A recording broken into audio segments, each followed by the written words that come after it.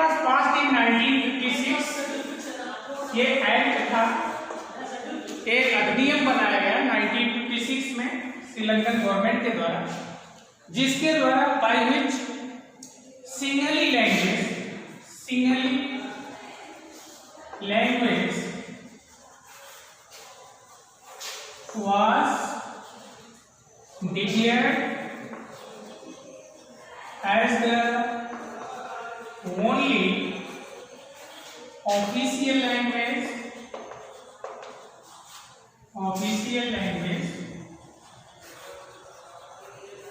of the country. This was the very first step, and the next step, the government did not stop here. सरकार यही नहीं रुकी. It began to prefer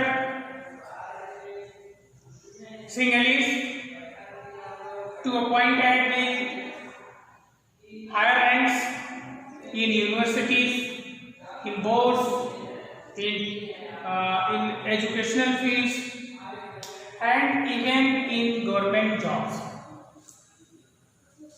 So this reflect the second move क्या था government का. The next step, preference of Sinhalese, preference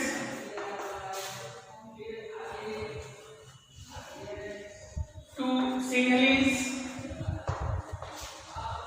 in matter of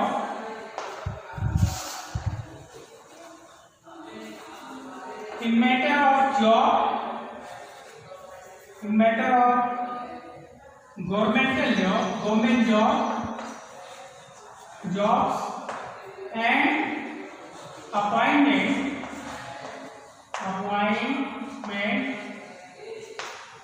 on higher post. The situation was still under control in spite of these two objectionable steps are measured resorted by the Sri Lankan government. But the situation got out of control when the Sri Lankan government declared that Sri Lankan government will foster and promote both Buddha religion. The majority population of the Sinhalese believed in Buddhism. That's why the government declared that the state religion will be Buddhist, and it will be the duty of the government to foster and promote the Buddha religion in Sri Lanka. So this third measure was very coercive for the Tamil peoples or Tamil community living in the Sri Lanka, and now they began to they began to feel alienated from the Sri Lankan. They lost their sense of belongingness to nation. राष्ट्र के साथ उनका जो जुड़ाव था, जो उनका sense of belongingness था, ये हमारा राष्ट्र है, इस देश में रहते हैं, हमारा राष्ट्र है, इससे उनके अंदर जो है this created a distance, this created a vacuum between the Tamil and the Sinhalese community. इन सारे स्टेप्स ने सिंहलियों और तमिलों के बीच में एक गहरी खाई खोद दी, एक बड़ी दीवार, एक बड़ी दूरी जो है क्रिएट कर. ड्यूरिंग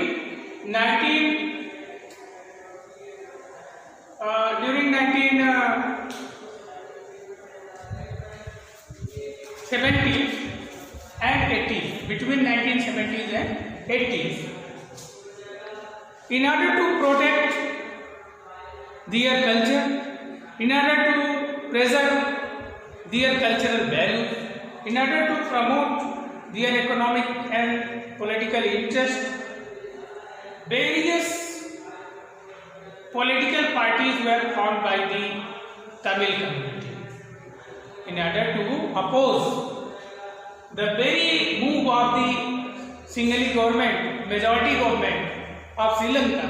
श्रीलंका की बहुसंख्यक सरकार को ये बताने के लिए अपने अधिकारों की लड़ाई लड़ने के लिए 1970 और 80 के बीच में तमिलों ने बहुत सारे राजनीतिक दलों का गठन किया। But here we have lack time and we do not want to go in detail. हम एक पार्टी का मेंशन करेंगे जिसका संबंध राजीव गांधी के, the former prime minister of India, की डेथ से है, जिनकी मृत्यु भी उसी के मुखिया ने की थी। उस ग्रुप का नाम था LTTE, liberation of tiger Tamil. इसका फुल फॉर्म है LTTE का। तो this was the most robust type of political parties of Tamils there in Sri Lanka. When the different oppositions, when different measures failed, resorted by the Tamils political organization to persuade the Tamil government to share power to the Tamils communities, to accommodate the demands or the aspirations or the interest of the Tamil peoples. जब तमिलों के द्वारा अपनाए गए जो तमाम विधियां थी, जो तमाम रिक्वेस्ट थे, परसुएशन के जो प्रयास थे, जिसमें रैली है, धरना है, प्रदर्शन है, डेमोन्स्ट्रेशंस जो ऑर्गेनाइज की गई, जब इससे सरकार के ऊपर किसी भी प्रकार का फर्क नहीं पड़ा, when these measures failed, when the demonstrations, the processions, the opposing rallies and the assemblies, meetings and different other measures through the multimedia channels, when the government did not respond to the accommodate the interest of the Tamil peoples, जब सरकार ने कोई ध्यान नहीं दिया, तो this led to a serious tension between the Sinhalese and the Tamil peoples during 1980s, and the strike was so intense, the tension was turned into intense conflict between the two communities, और ये जो तनाव था ये बहुत बड़े जो है विकराल रूप धारण कर लिया 80 के दौरान, and this is known as the era of civil war in Sri Lanka. इसी को श्रीलंका का सिविल वॉर जो है काल कहते हैं, जब वहां गृह युद्ध शुरू हुआ। श्रीलंका में गृह युद्ध कब शुरू हुआ? 1980 के दौरान। ओके, तो इसमें हुआ क्या कि finally LTTE was headed by Prabhakaran, B. Prabhakaran, and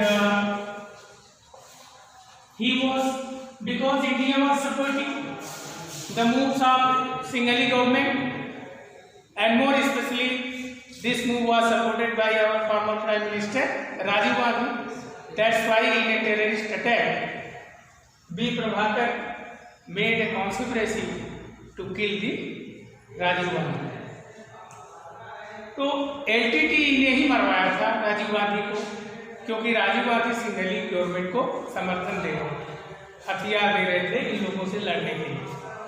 तो प्रभाकरन बहुत नाराज था इंडिया से, और वो राजीव गांधी को अंततः जो है अपना शिकार बना। They simply continue to fight for their interest, and finally this opposition was finally suppressed in 2009. and इसी तरह इसको जो है 2009 में जाके जब प्रभाकरन को मार दिया गया, तो उसके बाद जाके ये विद्रोह, ये रिवोल्ट जो था वो शांत हुआ। तो ये स्टोरी। अब यहाँ पर हमने सीखा क्या दो कहानियों से? अब आइए देखते हैं बेल्जियम ने क्या किया। एक ही यहाँ पे आपने देखा कि when the ruling party did not make any attempt to accommodate the socio-economic pressure exerted by the different communities living in the country, then what will be the result? There will be civil war, there will be instability in the country, अमनो चैन, शांति, peace, order, सब कुछ क्या हो जाएगा? Disrupt हो जाएगा। क्या हो जाएगा? डिसरप्ट। मतलब कि non power sharing might turn into severe conflict in the society that may be in form of civil war, that may be in form of political instability, that may be in form of disorder, okay, and economic backwardness, आर्थिक तरक्की नहीं होगी अगर इस तरह के। और सबसे बड़ा चैलेंज किसके सामने होता है? The unity and integrity of the nation, राष्ट्र की एकता और अखंडता के साथ। तो बेल्जियम ने क्या किया?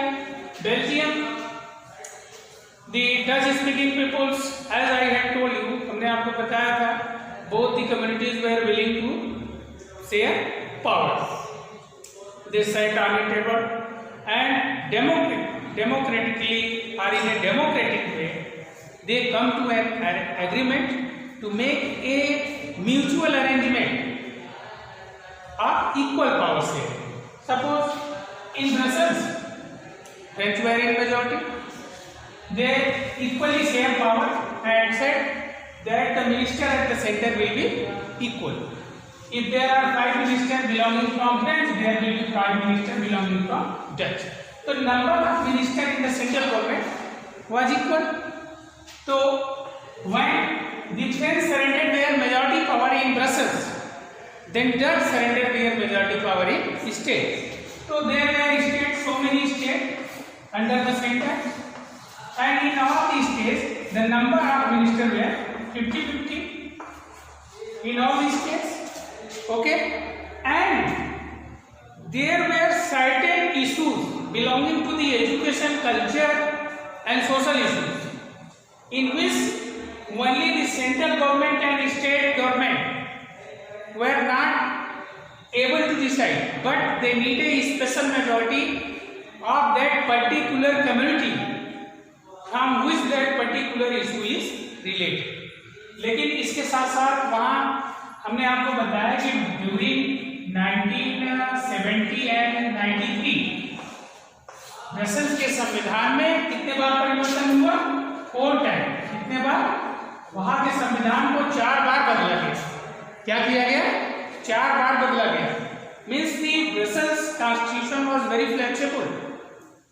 And it was the result of this constitutional flexibility that it accommodated 4 times the changing aspirations of the peoples or different communities living in Belgium.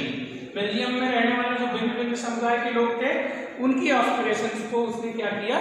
Accommodate किया। तो अब इसमें क्या किया? श्रीलंका का हाल आपने देखा, जब उन लोगों ने प्रदर्शन किया, विरोध किया, भाई आप ऐसा क्यों कर रहे हैं, हमको भी जॉब अपॉर्चुनिटी चाहिए, समान, हमें भी इक्वलिटी, लिबर्टी चाहिए। जब इन सब चीज़ों पर गवर्नमेंट ने ध्यान नहीं दिया और उसे पता था कि हमारी सरकार बार बार बनेगी क्योंकि हम मेजॉरिटी में हैं, जनसंख्या पॉपुलेशन की मेजॉरिटी थी, और उन्होंने अल्पसंख्यकों के हितों की उपेक्षा की। उसका परिणाम क्या होगा आपने देखा? The result was civil war, the result was political instability, the result was economic backwardness. उसका क्या परिणाम हुआ? उसका दुष्परिणाम यही हुआ। तो in order to avoid these kinds of serious strife or tension, there are social disruption in the society. The French government of Belgium and the majority population of the Belgium, that is the Dutch-speaking peoples, they sat on a table and decided to modify the constitution, to amend the constitution, and to go through such kind of arrangement, such kind of government power sharing, so that they will be mutually acceptable to all community of the that represent equally the interest of all communities of Belgium. और वैसा हुआ भी। उसमें पहला काम ये हुआ, centre में फ्रेंच ने अपना अधिकार सरेंडर किया। वह ठीक है, सेंट्रल गवर्नमेंट में जितने भी मंत्री होंगे वो दोनों समुदाय से बराबर बराबर होंगे। वहाँ पर उन्होंने अपनी मेजॉरिटी को सरेंडर किया फ्रेंच ने केंद्र सरकार में।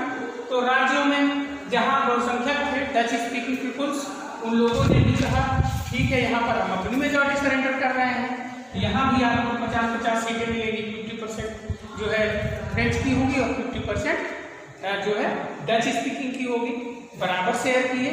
उसके बाद उन्होंने कहा कि कुछ एक विषय ऐसे हैं जो न केवल सिर्फ स्टेट और जैसे आपका हमने जर्मन स्पीकिंग लोग वहाँ माइनॉरिटी में थे, अब जर्मन के जो जर्मन स्पीकिंग लोग थे वहाँ के जो जर्मन स्पीकिंग पीपुल थे, तो उन लोगों के लिए क्या व्यवस्था थी? उन लोगों की व्यवस्था ये थी कि इनके लिए कम्युनिटी गवर्नमेंट बनाएंगे। क्या बनाएंगे? कम्युनिटी, एक नया इनोवेटिव टाइप का बहुत ही कॉम्प्लिकेटेड स्ट्रक्चर है पॉलिटिक्स का बेल्जियम का, कम्युनिटी गवर्नमेंट उसको कहा गया। वहाँ चौथा लेयर आपने देखा, अमूमन या generally there are only 3 layer in any governmental sector, they are central, state and local ना। लेकिन वहाँ पर इसके अलावा एक जो है कम्युनिटी गवर्नमेंट रखा गया, जिसमें जो है सोशल, कल्चरल और जो एथनिक जो है इश्यूज हैं वो पूरा अधिकार डेल्ट करने का किसको दिया गया? कम्युनिटी सरकार। कि भाई अगर आपके ऐसे माइनॉरिटी है, उसकी भाषाई प्रॉब्लम है, लैंग्वेज को लेकर कोई इशू है, कोई जो है उसका सामाजिक इशू है, रिलीजन को लेकर कोई इशू है, तो उस इशू को हैंडल करने का, उसको सेटल करने का पूरा राइट किसको दिया गया? उसी कम्युनिटी को, ना कि माइनॉरिटी कम्युनिटी के कल्चरल और सोशल इश्यूज को सेंट्रल गवर्नमेंट हैंडल करे। ये सारे पावर किसको जो है ट्रांसफर कर दिए गए? Community government. ठीक है, तो this was a novel type of test of the power sharing there in Belgium.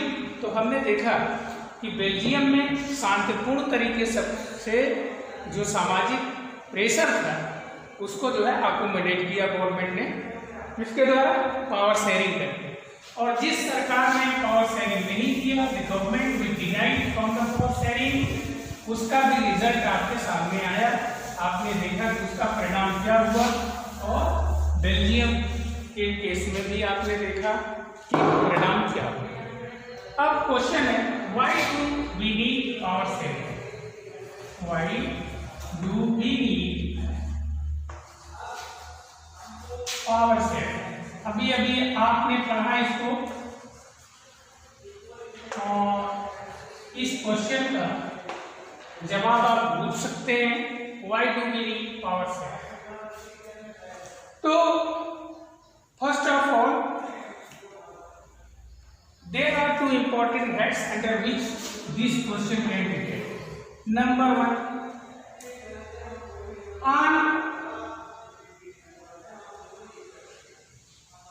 political ground, there are 2 grounds on which this question can be taken. First of all, it is important for political stability, and social stability.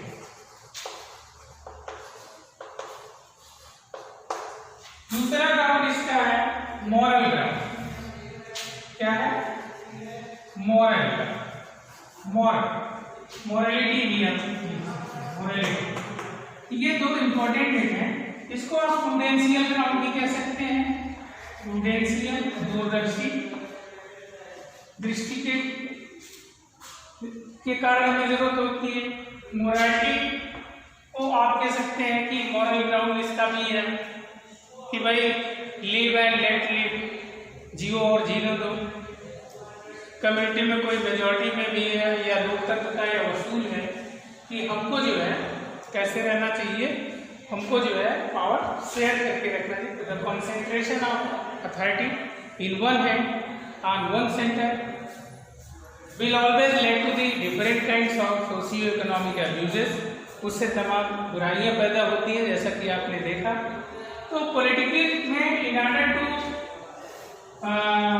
secure the unity and integrity of the nation, देश की एकता और अखंडता को बचाए रखने के लिए, भारत की संप्रभुता को, देश की राष्ट्र की जो है राष्ट्र में अमन चैन और एक सांप्रदायिक सद्भाव बनाए रखने के लिए, जहाँ पर डाइवर्सिटी इतनी ज़्यादा हो, विशेष करके case of India where are so linguistic differences, there are religious differences, there are caste differences also again in our country. It is very important to accommodate the aspirations and the demands of different groups in our community, and this is possible only by power sharing. तो हमारे देश में भी इस तरह की तमाम चीज़ें हैं और हम आज तक इसलिए सफल रहे कि हमारे there is a wonderful power of Indian Constitution that it can accommodate any kinds of social pressure and tension. That's why Indian Federation or Indian Constitution is successfully being worked out during the last 75 years. 75 साल से हमारा संविधान हो गया, 70-72 साल से बहुत अच्छे से काम कर रहा है, क्योंकि हमारे संविधान की एक बड़ी विशेषता है ये फ्लेक्सिबिलिटी का, इसमें फ्लेक्सिबिलिटी, एक constitution which is extremely rigid, ऐसा संविधान इसमें संशोधन नहीं हो सकता है, जो प्रोग्रेस के साथ साथ बदलते वक्त के साथ अपने को एडजस्ट न कर सके, उस तरह का संविधान धाराशायी हो जाता है। कितने संविधान टूट गए भारतीय संविधान के बनने से लेकर आज तक, जबकि भारत का संविधान आज भी काम कर रहा है अच्छे से। तो उसका कारण यही है कि we have developed a very good mechanism, very potent mechanism to adjust the different needs of the country, belonging to different community, belonging to different cause, different groups. And what are these about? This all about the accommodation of tension, accommodation of power, pressure, and this became possible because of our sharing. ठीक है, moral ground में morality भी कहती है कि the very first principle of the democracy या democratic state is that equality, and if there is no equality there cannot be democracy unless and until there is a equality in the political field, there is equality in social field, there is equality in no social justification or social justice is possible without in lack of equality. And equality can only be had when we share power. And if we do not share power, we shall have not any kinds of equality. तो ये चीज़ें जो है इतना आपने पढ़ा, और power sharing जो है दो तरह की कई स्तरों पर होती है। पहली है आपकी power sharing amongst different wings of government, जैसे आपका लेजिस्लेचर है, लेजिस्लेटिव विंग है सरकार की, और उसके बाद एग्जीक्यूटिव है, और तीसरा है आपका जुडिशियरी। तो जुडिशियरी, लेजिस्लेटिव और एग्जीक्यूटिव, तो इन तीनों के बीच जो है पावर शेयर होता है, तो इसको हम हॉरिजॉन्टल पावर शेयरिंग कहते हैं। और इसी के साथ साथ सेंट्रल गवर्नमेंट, स्टेट गवर्नमेंट और लोकल गवर्नमेंट, ये जो पावर शेयरिंग है इसको हम वर्टिकल पावर शेयरिंग कहते हैं, जिसमें power flow from top to bottom, from central government to state government and local government, and this power sharing is regulated and controlled by the different provisions of the constitutions that are concerned or related from the regulation of relationship between the different levels and different wings of government. Thank you lot. Now I think that in this video there are sufficient content that can make you to understand the underlying concept of power sharing pertaining to this very chapter. And if you find any kind of trouble, you may call me, or you may discuss in your WhatsApp group. You may pose your question or query relating to this video on your WhatsApp group, and I will promptly react to your query. और इसमें आप जो है question जरा सा देखेंगे, जो खुद से आप करने का प्रयास करेंगे। आप कॉन्सेप्ट देख लेंगे, व्हाट इज पावर शेयरिंग, ये क्वेश्चन हुआ। दूसरा क्वेश्चन आपका होगा why do we need power sharing, ठीक है। What is the importance power sharing in a country like India, Bharat जैसे देश में पावर शेयरिंग का महत्व क्या है, या इंडियन पॉलिटिक्स में पावर शेयरिंग का क्या रोल है, इस परिप्रेक्ष्य में आप इन तीनों क्वेश्चंस को देखेंगे। Thank you lot. Now we shall met in the next video. Thanks.